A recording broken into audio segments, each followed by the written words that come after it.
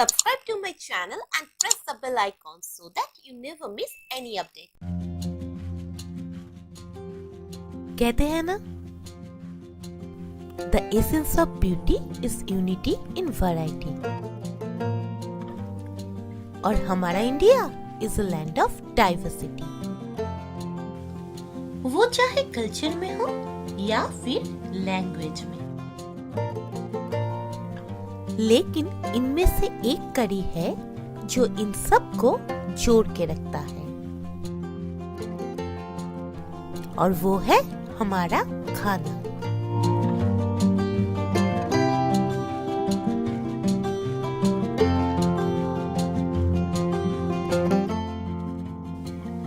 और यही है देश का जायका।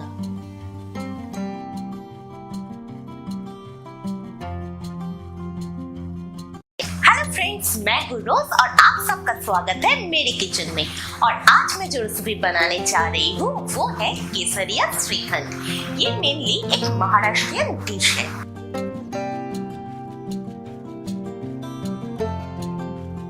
मार्केट में अभी बहुत तरह का फ्लेवर वाला श्रीखंड अवेलेबल है, लेकिन महाराष्ट्र का जो ऑथेंटिक फ्लेवर वाला श्रीखंड है वो है केसर पिस्ता श्रीखंड। तो चलिए बनाना शुरू करते हैं केसर पिस्ता श्रीखंड।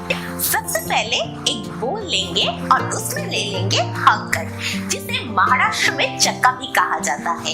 इसको बनाना बहुत ही सिंपल है। आप दही लीजिए, उसको एक मखमल के कपड़े पे ले लीजिए और उसको कम से कम 7 से 8 घंटा हैंगिंग करके रख दीजिए। आपका हंकट रेडी हो जाएगा।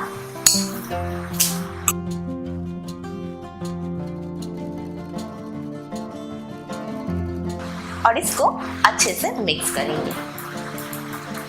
शुगर और कर्ड को अच्छे से मिक्स कर लेने के बाद अभी इसमें देंगे half teaspoon cardamom powder, half teaspoon nutmeg powder, केसर,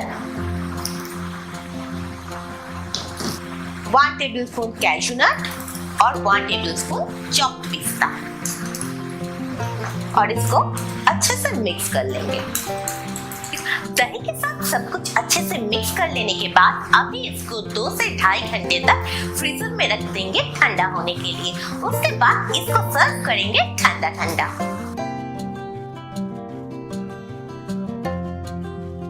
2.5 घंटा हो गया है और हम लोगों का श्रीखंड एकदम चिल्ड हो गया है। तो अभी इसको कर लेती हूँ प्लेटिंग करने के लिए मेरे पास है मिट्टी का छोटा छोटा कटोरी। इससे श्रीखंड का जो ट्रेडिशनल लुक है वो और भी एनहांस होगा। अभी इसमें ले लेंगे चिल्ड श्रीखंड,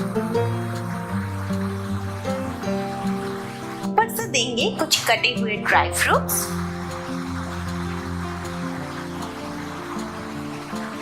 और थोड़ा केसर।